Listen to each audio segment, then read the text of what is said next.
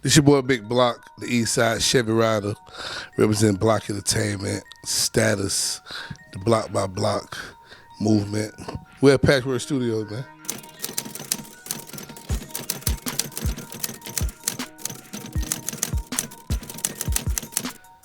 I didn't really want to be in the music business. You know, I didn't come up like having a dream of being in the music business. I really was a hustler, and I just took advantage of an opportunity.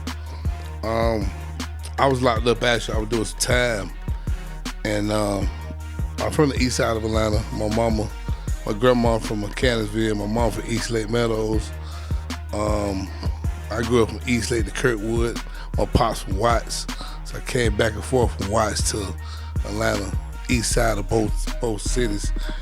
And so I was down doing a bid, and I always thought, I was like, it'd be dope if somebody come up with a group called Boyz in the Hood, because, you know, back in them days, it was all about representing your hood, standing on all 10 for it.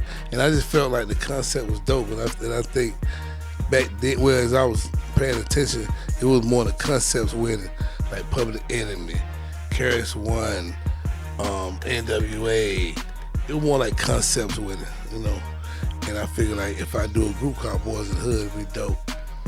And I ended up, you know, meeting a couple of cats in the music business, and I started investing, and I had a shot to do a group called Boyz in the Hood.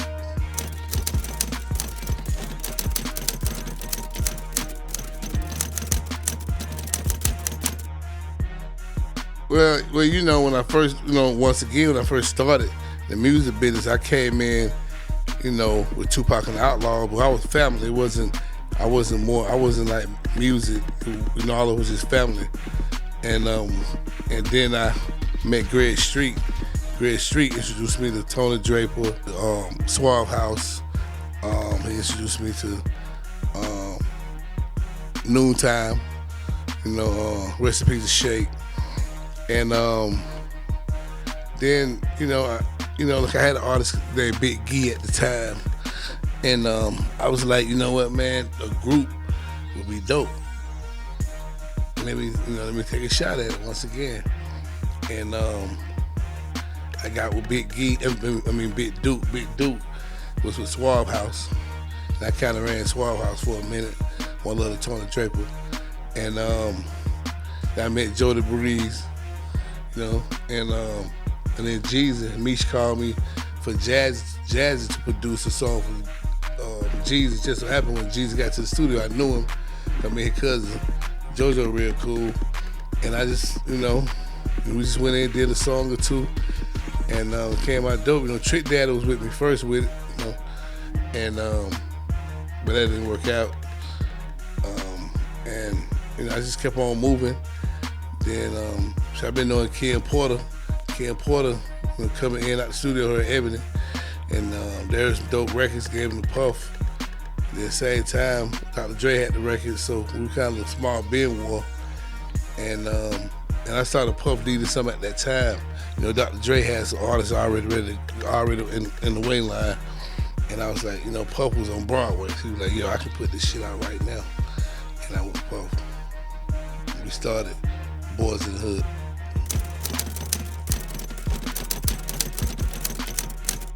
Absolutely. Well, yeah, like, when I first got into the music business, it's like day and night. It wasn't the Wild Wild West. Like, I look at the music business now being the internet. I just look at it, it's just anybody can get in it, anybody can get in the way. Talent just suffer. Cause it's a rat race, and sometimes the talent come last. People with dope talent, that really got it, they don't jump through hula hoops and do all the trickeries and all the bullshit, so they kind of get left not seen. But when I first got into the music business, it's kind of like who you know, and then they put you on, but who you know made sure that you had that talent to get in front of them people and do your thing. So now it's like you get one little song to go viral, and people on you, but then you don't be seen next summer. That same artist had that one hit wonder, you don't see them no more. You hardly even see career artists now. You just see singles. So with a block by block talent unlock I'm doing. I'm just trying to recreate. Well, I'm trying to like. I mean, all the artists I want career building artists. I don't want no one hit wonders. I don't want shit to go viral just for one summer. I don't want that shit. I want real artists, you know what I'm saying, that last for the next 10, 15 years.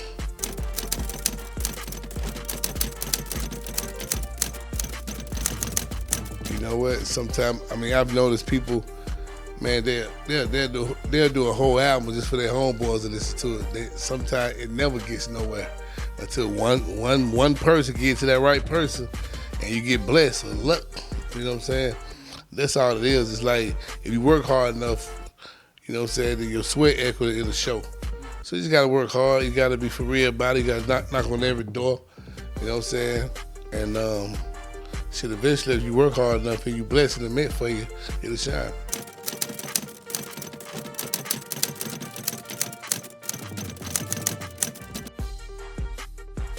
Man, you can do it all. I mean, I've seen people do it all. That's Neo. Neo, I mean, he did it all. Like I know a guy named Smitty. He writes, he produces, he raps himself. I know a lot of people that got it all. You know. Yeah, I'm looking for somebody to listen. Number one, you know. Like trainable. Absolutely, could be able to get. I would say get coached.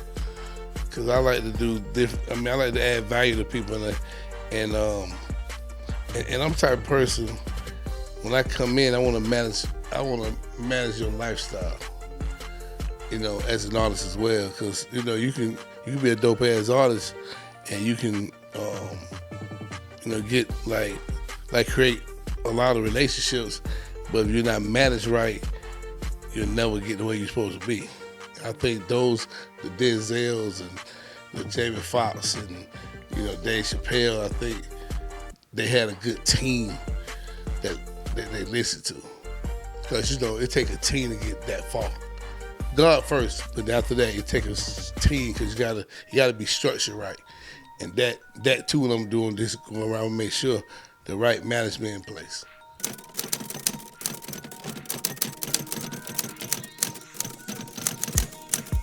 Yeah, this block by block thing, I want to go to different cities. I want to go to untapped markets. I want to be able to continue because you know hip hop spread it from wherever it started, from New York, from New York to California to Atlanta to Miami, Chicago, whatever. It was different. It was different taste buds, and I think right now it's time to go get the untapped markets, and that's where hip hop don't live. I want to go where hip hop don't live. That means you want to be able to see a block, you want to be able to see anybody that can sign you on a regular basis in them cities, like Seattle, Arkansas,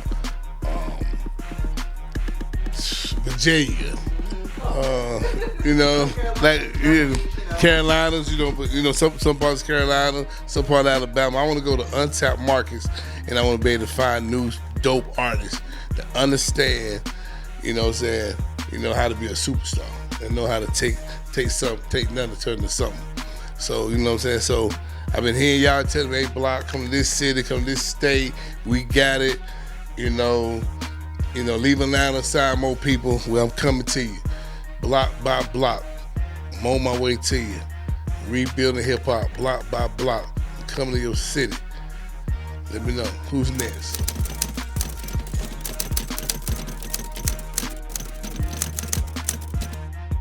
If I wasn't meant to be talked to or sought after or hollered at, I would probably made it this far. You know what I'm saying? So yes, I'm very approachable. Hey man, let's just start off with DM, hit me up, email me, block block.assistant@gmail.com. Y'all can just Big Block BIGBLOCK. ESC, Eastside Chevy Rider. Just catch me, just holler at me. This your boy Big Block, home of the Eastside Chevy Rider. Represent Block Entertainment, represent status. Block by block, come to your city. Who's next?